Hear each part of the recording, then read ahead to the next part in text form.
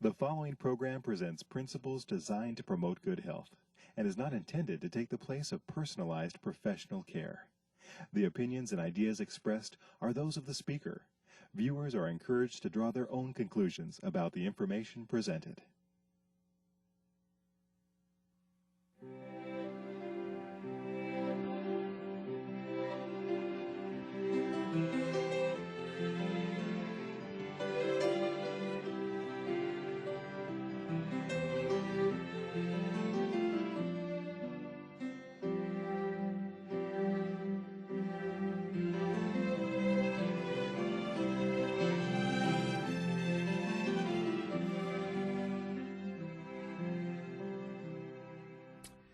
Hello and welcome to Health for a Lifetime. I'm your host, Don McIntosh. We're glad you're with us today, and we're also glad that our special guest, Dr. Victor Harry, is with us.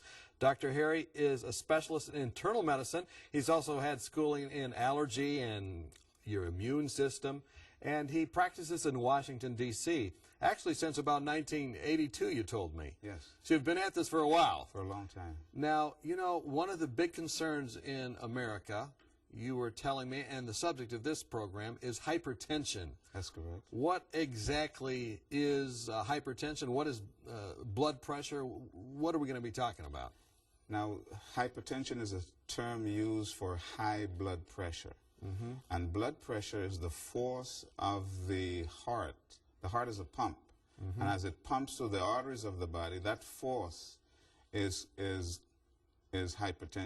blood pressure. Mm-hmm. So when the heart pumps, you get the top blood pressure, which is the systolic. Mm-hmm. And when the heart relaxes, you get the bottom blood pressure, which is diastolic. So blood pressure is written as numbers, one above the other, systolic and diastolic. Okay, so systolic then is when the heart pumps. And then the other is when it relaxes. And then hyper means higher than one would expect. Higher tension than you'd expect. So what are those numbers that we're looking at there? Well, normal blood pressure is less than 120/80 millimeters of mercury. That's normal blood pressure. So the top number needs to be 120.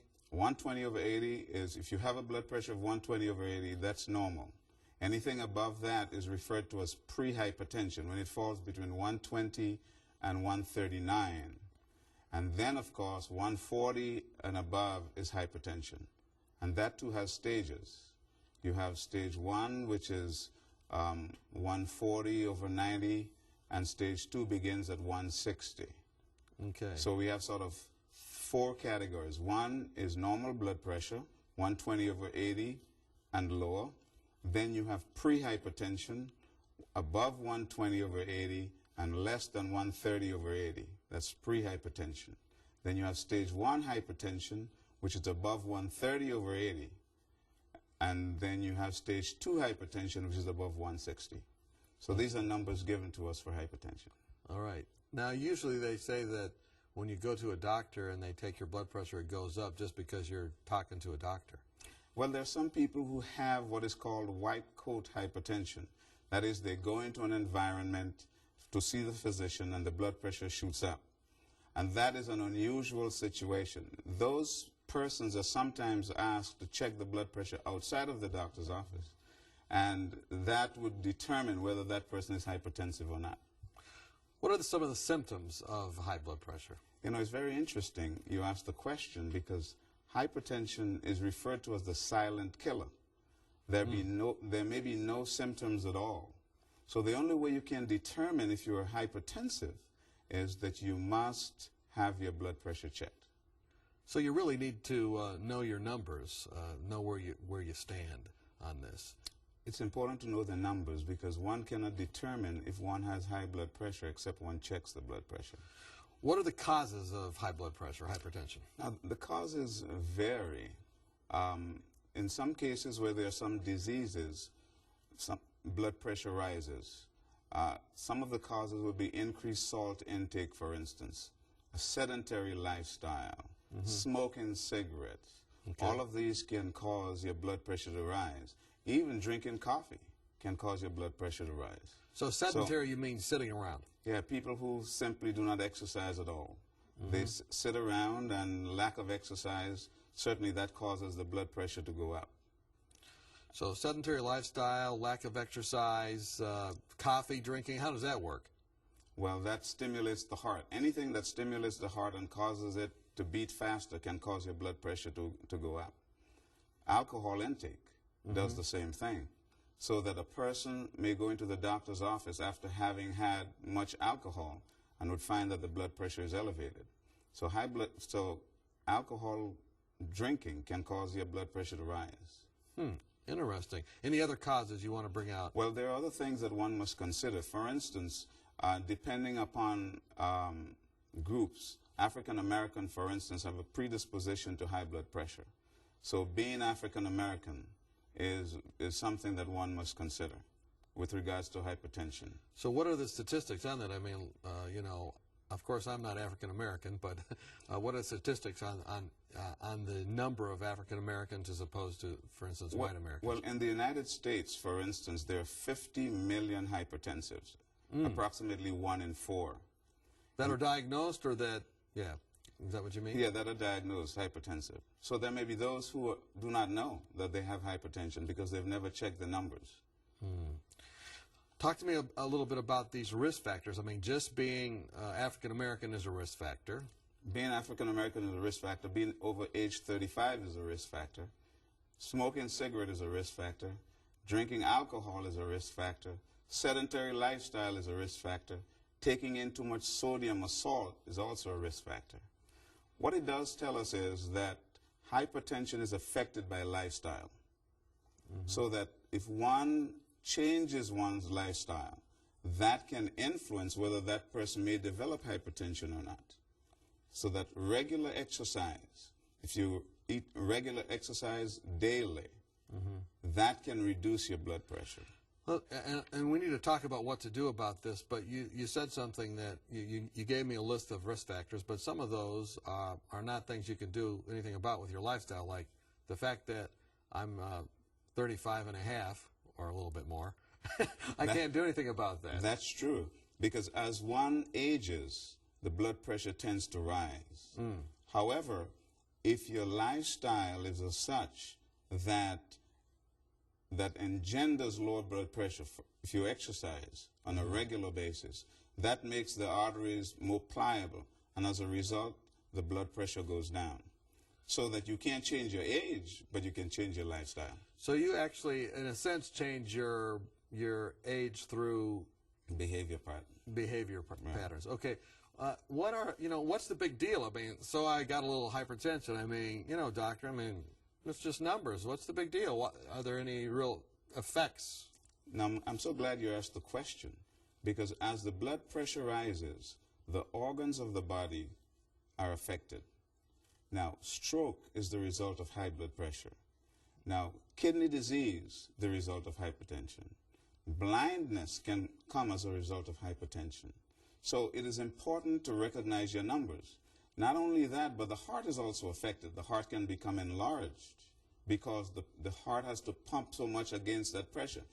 Now, if you think about lifting weights, now, as you lift more and more weight, your muscles become bigger and bigger. That's how you gain muscles. It's the same thing with the heart. As the heart pumps against greater pressure, the heart enlarges.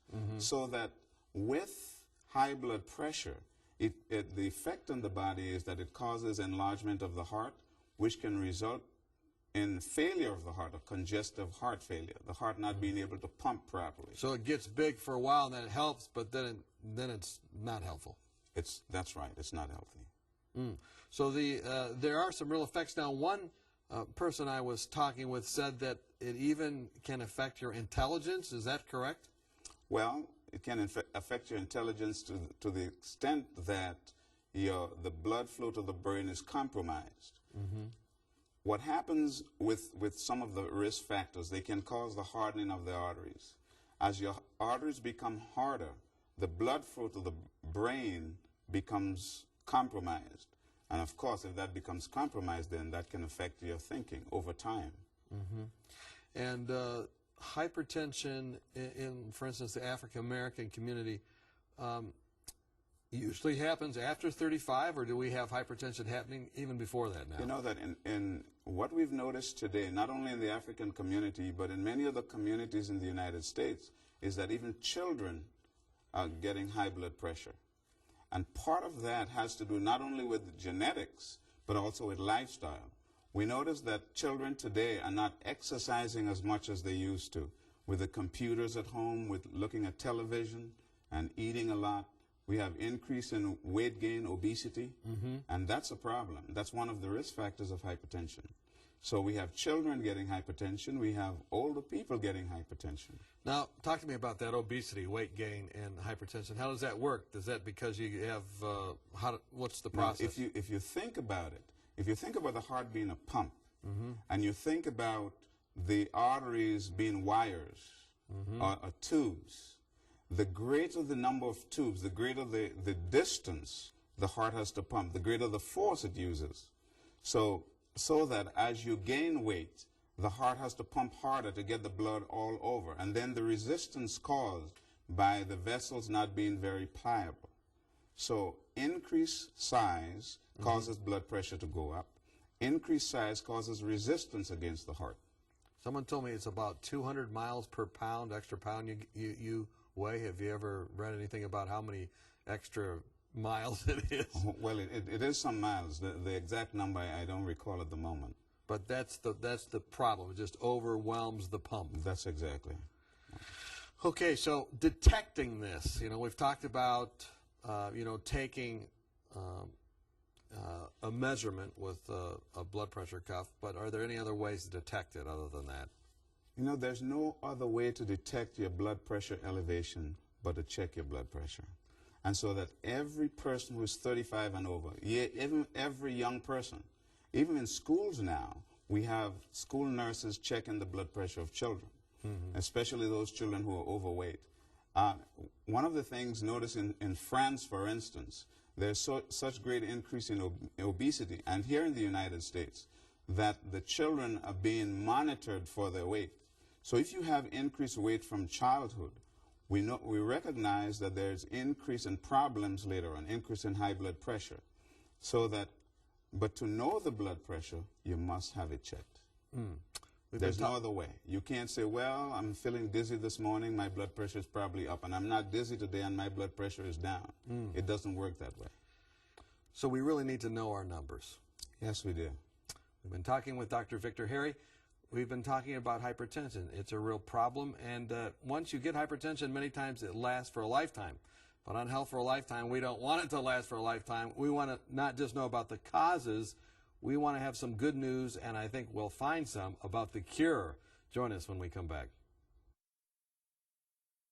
Are you confused about the endless stream of new and often contradictory health information?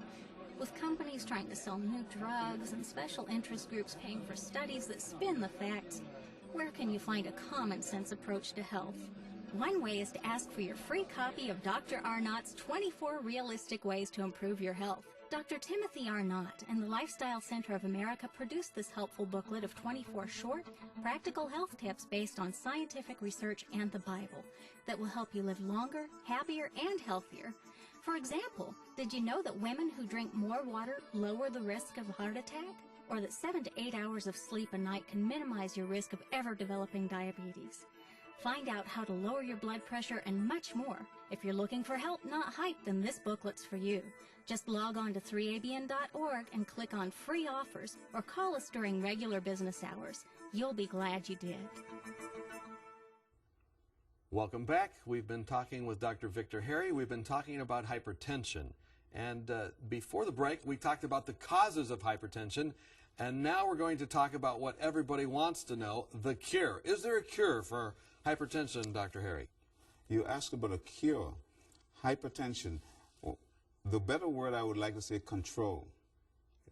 Now, in some disease states that may cause hypertension, such as if there's a tumor that's causing the blood pressure to rise, when you remove that tumor, then the blood pressure goes away. However, most hypertension is called essential hypertension, meaning that we really don't have any other cause for it. So, in those cases, we talk about the control of the blood pressure. Now, you can control blood pressure by, first of all, some basic lifestyle changes. Okay. Number one, exercise, daily exercise. So Very important. how long, what kind, where, who? With 20 minutes every day of exercise. It could be aerobic exercise, it could be walking, it could be swimming, any form of exercise. 20 minutes per day would help to reduce your blood pressure. What about weightlifting? Weightlifting is part of the exercise too, but you need some other kinds other than weightlifting. Okay, 20 minutes a day exercise. At least, yes. At least. Okay. At least 20 minutes per day exercise on a regular basis. That helps to lower blood pressure. Now let's talk about exercise on one side, then you have to talk about diet on the other. Because exercise without proper eating does not help. So one has to eat properly. What do I mean by eating properly? Look at your salt intake. A low sodium diet is important because earlier on we mentioned that high sodium causes blood pressure to rise. So that a low sodium diet is very important with regards to lowering your blood pressure. I notice you say low, but you don't say no sodium. That's right. I said not no, but low. Okay, and why do you say that? Because no sodium is almost impossible. Okay. So you require less than 2 grams of sodium a day. Now, in the American diet, we have over 3 to 5 grams of sodium every day. So we need to lower the sodium content of our diet. Okay, that's easy to say, but how would I do that? I'm going to the store and I say, I want something low sodium. What do I stay away from? Well, first of all, read your labels. Okay. Read the labels, and that's one thing. The other aspect of it is eat differently. Fruits, vegetables, greens. Those are the kinds of things that strengthens the body and enable you to lower your blood pressure also. What about these salt substitutes? Are they, they put potassium on instead of... No, I'm glad you mentioned potassium. It has been found that potassium lowers blood pressure. So that any diet high in potassium would help to lower blood pressure. So in your diet, if you eat high potassium foods, assuming, however, that you do not have kidney disease, because high potassium foods would be lethal in a person who has kidney disease. Okay. So assuming that your kidney functions very well, then your fruits, your vegetables, your greens are all important in terms of aiding your lifestyle and lowering your blood pressure. So we mentioned exercise, we mentioned diet. So those are two very important things. Now, one of the things you mentioned in this, the pamphlet, you've written a pamphlet about all you need to know about hypertension, and you mentioned the DASH diet. Is this what the DASH diet is? Well, it's a diet that talks about less than a 2,000 calorie a day diet, and you have vegetables, you have fruits, you make sure you drink enough water, lower the sodium content of your eating. I sometimes do not like to push people towards specific diets, but give them the understanding of how they should eat. Okay. Fruits, vegetables, greens, those things. Then lower your sodium, increase your exercise activity. Those are things that enable us to have a healthier lifestyle. And you talk about health for a lifetime. And those are the things that we want to put in so that over your lifetime, you can have a low blood pressure. Now, we mentioned earlier that you already have hypertension.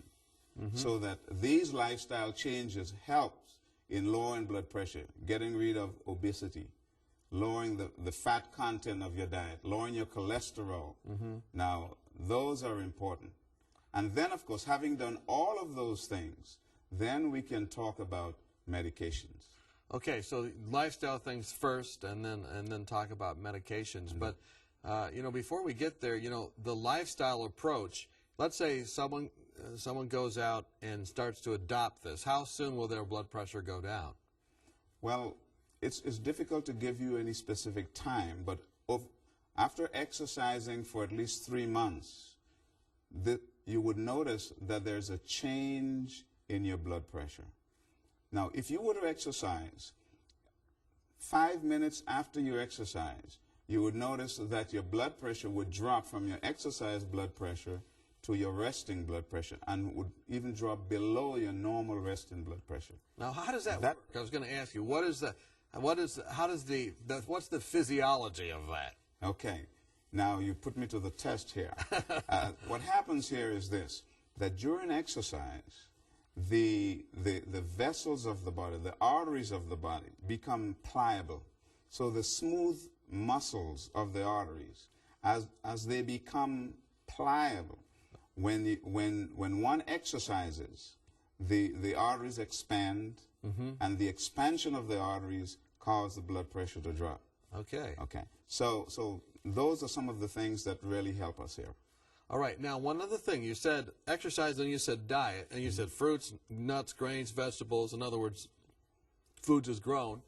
But the real issue with people many times is, okay, they got their collard greens, but then they dump a bunch of butter, they bunch a bunch of the toppings. Right. What do you tell your patients about the toppings? Let's remember that increased cholesterol causes hardening of the arteries. All right. Therefore, your diet should be one that would tend to lower your cholesterol, because high cholesterol causes hardening of the arteries, resulting in higher blood pressure. Okay, now here's another dilemma. As I listen to you, you say, wait a minute, try the lifestyle first. But let's say you have what you termed malignant hypertension. You're 160 in your systolic, the top number, and you're in danger. Would you give them medication and then have them do the others until it got down? Certainly. Medication comes first in such a case. All right. Now, if you are in the pre-hypertensive stage, which we mentioned earlier on would be a blood pressure of 130/80, pre-hypertension, that's where lifestyle changes become very, very important. It's important throughout the gamut, the spectrum. However, if your blood pressure is already high, 160/100, 160/90, medication becomes important. Let's talk about the medication. You know, there's upsides to it and there's downsides to it, and I'm sure you might mention both of those. What are the upsides? What are the kinds of medicines you give people, and what can be some of the downsides? Well, there are various categories of medications that physicians use. There are diuretics, those are fluid pills, so to speak, that causes reduction in volume, and reduction in volume of blood volume reduces blood pressure. Then there are medications like calcium channel blockers that prevents calcium from entering into the cells. And as calcium is stopped from entering into the cells, these vessels dilate and causes blood pressure to go down. Then there are beta blockers. Beta blockers are those medications that slow the heart down. And as they slow the heart down, that decreases the force and decreases blood pressure. Then there are other newer medications, such as ACE inhibitors. Those two work in different ways, but they all work to lower your blood pressure. Okay. And it's your job to figure out what's the best for that person. For the particular patient, yes. And that's probably just a fine balancing act depending on what's going on with them. One has to balance it very carefully, because every medication may have some side effects. So one has to choose the patient and choose the medication for that particular patient. Okay. So what are some of those side effects? Because, you know, lots of people in this culture, I mean, you watch the news and you notice that usually the nightly news, the companies that buy those slots before or during the news, which is when lots of people watch television, and then are drug companies, and they're talking about their medication here, and it's almost as if, well, look, I got that problem, and there's got to be a drug for it. So, but are there downsides? Well, there are side effects of every medication. However, it is the physician's responsibility to determine which medication has the minimum effect on that particular patient. So it is an individual thing between the physician and the patient to determine which medication is best for the patient. So in dealing with blood pressure, one has to, as we mentioned before, lifestyle change becomes very important. And I would mention that because prevention is better than cure. And since when you develop hypertension, there's no cure, but there's control, lifestyle change in the pre-hypertensive state is extremely important. So prevention for a lifetime is important in controlling your blood pressure. Okay, we've talked about exercise, we've talked about diet, we've talked about medication. Is there anything else that, you know, trying to get a grip on this in terms of education that needs to happen? Well, the patient must be educated as to the danger of hypertension, because hypertension is a very dangerous disease, and it is a disease. And let us not forget it. It is a disease that has its toll in billions of dollars on this society and worldwide. It is responsible for many heart attacks. It is responsible for many strokes. It is responsible for congestive heart failure. It is responsible for blindness. It is responsible for debility, people unable to carry out their function. And so it is the disease that in the early stages that one can get a grip on before the body is affected totally by that disease. We've been talking with Dr. Victor Harry. We've been talking about hypertension, and we've got a really good picture from you of what the problem is and then some solutions. Now, you also are a Christian physician. Are there spiritual aspects to blood pressure control or disease that you bring as you talk to your patients? Now, one of the things that may cause blood pressure to continue to stay high is stress. Now, we all live in a world of stress. We can't get away from stress. But as a Christian, one of the things that we are taught is to take it and lay it at the feet of the Master. Isn't that correct? That's right. So when we learn to do that, we learn to alleviate and reduce our stresses. And reduction of stress is a very important factor in the control of blood pressure. Do you pray with your patients? Or those who request it. Wonderful. We've been talking with Dr. Victor Harry. We've been talking about blood pressure, its causes, and not its cure, but rather its control. I really encourage you, if you've been watching, to know your numbers. We've heard this message again and again from Dr. Harry. Isn't that right? That's correct. Go out, get your blood pressure taken. Secondly, to know your family history. I haven't talked a lot about that, but if you're from a family history of hypertension, make sure, doubly sure you get it checked.